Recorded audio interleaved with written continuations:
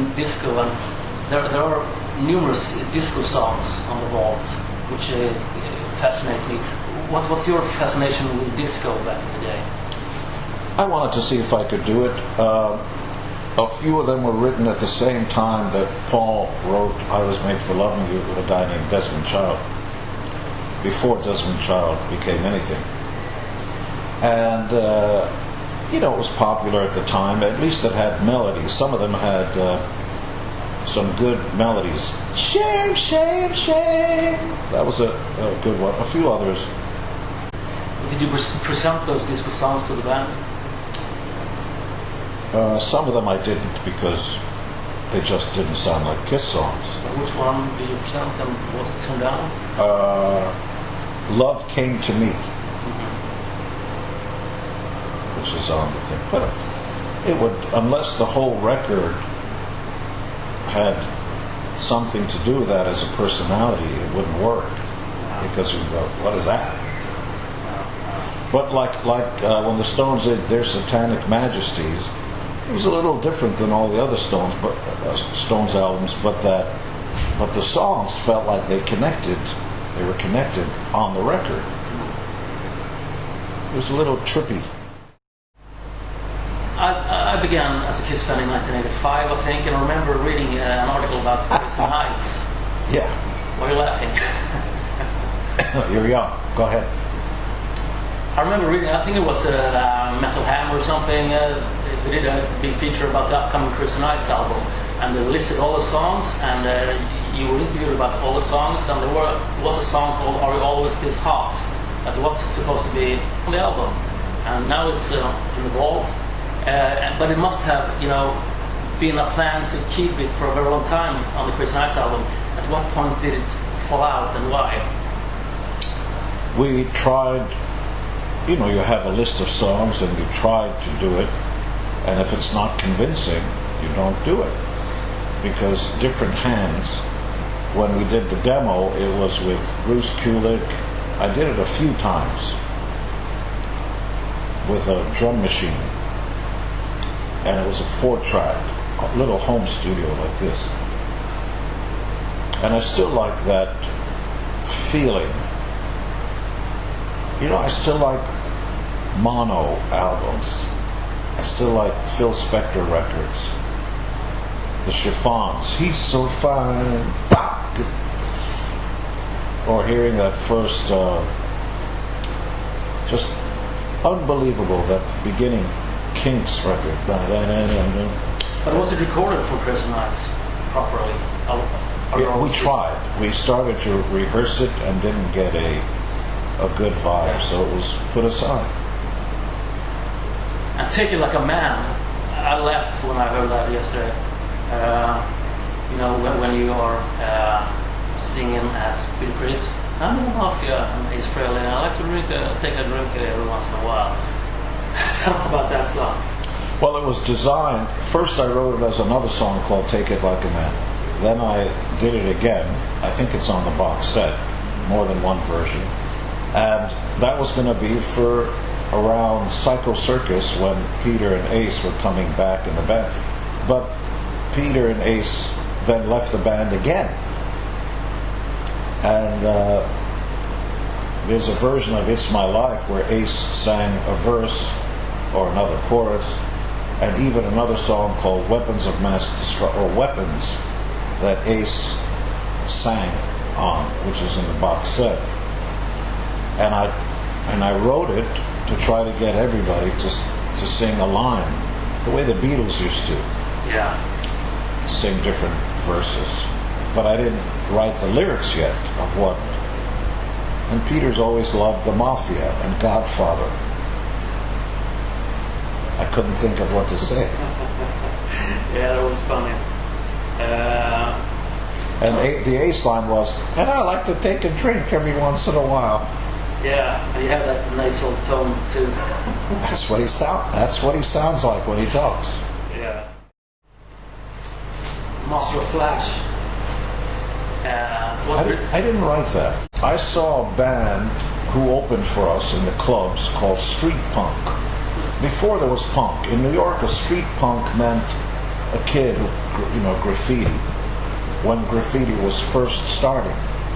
A street punk started in the 60s, and then punk, the music, started to call itself, and now they call it punk rock, which is a bullshit title. It's not punk. Punk is, you know, the real stuff. Pistols, I don't consider the Ramones a punk band. It's more of a pop band. And Black Flag is punk. That's when it's hard. That's what punk is. Punk rock is a rock band. Green Day is a rock band. At any rate, my point is, where was I going with this? Monster of Flash, that was written in 1976, and you bought the rights to it. I mean, you were a very prolific writer yourself. What was it that made you buy the rights to that song? I loved the song right away. It's the only good song they had, in my opinion. So this band got up, and a tall lead singer guy named John Montgomery was talking the verse, and it sounded like a Bowie song about a guy, a rock star, who comes into a club and he lets down his curly hair, and you can see us coming with his satin and all this stuff, and then it turns sad, which later on he has no career, but he still comes down to the club. You know, it's like a story. But what I liked about it was that there's talking, kind of like a story. I mean, Donovan did that in Way Down Below the Ocean. He starts talking in the land of Atlantis, and he's talking in the song. And I just loved it. And that's me on acoustic guitar and the lead guitar on there. But did you want it, you know, to be released on a Kiss album on Unmasked, or? Yes, I showed it to. I showed it to the guys, and nobody got it. Okay. And it has, of course, the famous line, "Kids with painted faces." Was that something that? And then I took that line and reused it as a song title. And "Kids with Painted Faces" is about Kiss. That's what it's about. I've used that line a few times. The Daily Planet riff, the Mongoloid Man riff.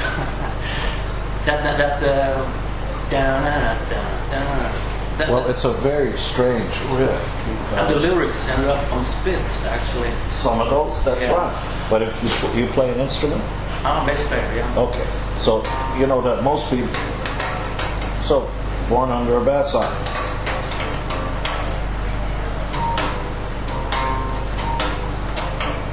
Okay, it's not really intuitive, but basically your hands are moving like this. Or... So those are the basic ideas. And I was playing around with passing dissonance. It starts off with...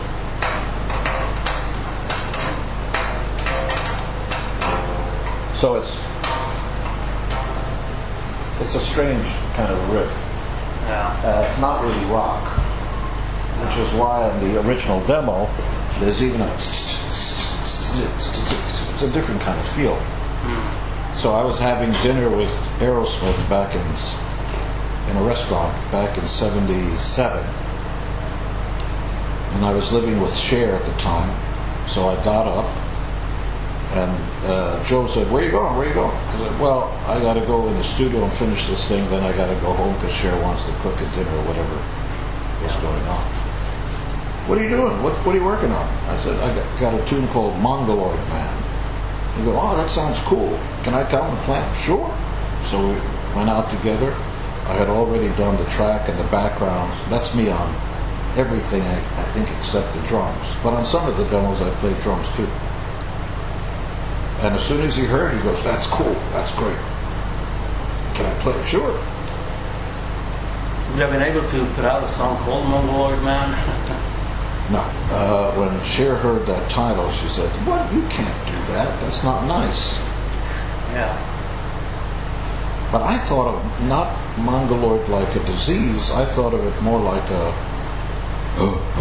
like a primitive man. But I had never even heard of mongoloid as a disease.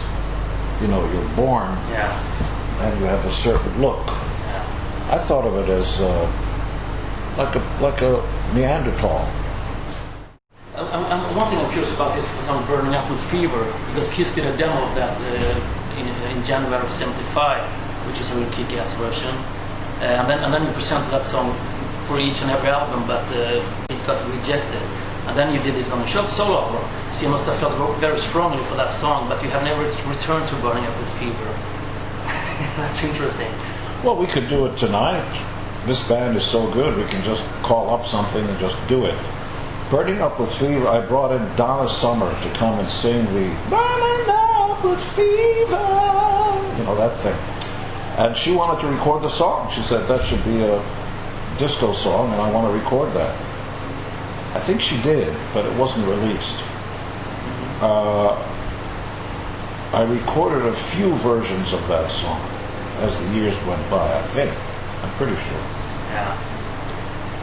So look, you know, the first song on the box set is called Are You Ready? And I'm going to do that tonight. And that could have been a Kiss song, and It's My Life could have been a Kiss song. We try it. And sometimes, here's a great story. So, Hall & Oates. Some people like them, some people don't. The last song on one of their albums was a song called, that Paul Young had a #1 hit single with, that they just thought was a throwaway song called Every Time You Go, You Take a Piece of Me With You. You know that song? No. Every time you go away, you take a piece of me with you. #1 song around the world. But were you happy with the way Burning Up With Fever turned out at last on your solo album? Yeah, I think it's okay. Yeah, okay. I played guitar on that. I didn't play bass. Yeah, I know. I interviewed Neil Jason actually for. I'm sorry? I interviewed Neil Jason for the first Kiss book I wrote. You know, I interviewed a lot of guys. And,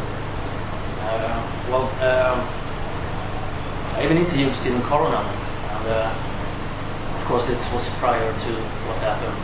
And Well, he's in jail now. yeah, I mean he was a childhood friend of yours. Yeah. What was your reaction when you heard? I was shocked because he had a family, he had kids. We went to school together.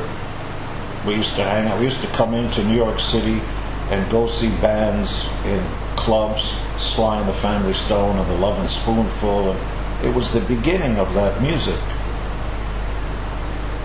And I never heard anything about that. And then one day, I read a story in the newspaper. I was shocked. Couldn't believe it. And then he went to jail. Yeah, because he told me that you stayed in touch sometimes, and he told me that you sent him some gold record awards because you couldn't afford to I did. buy them. So, yeah.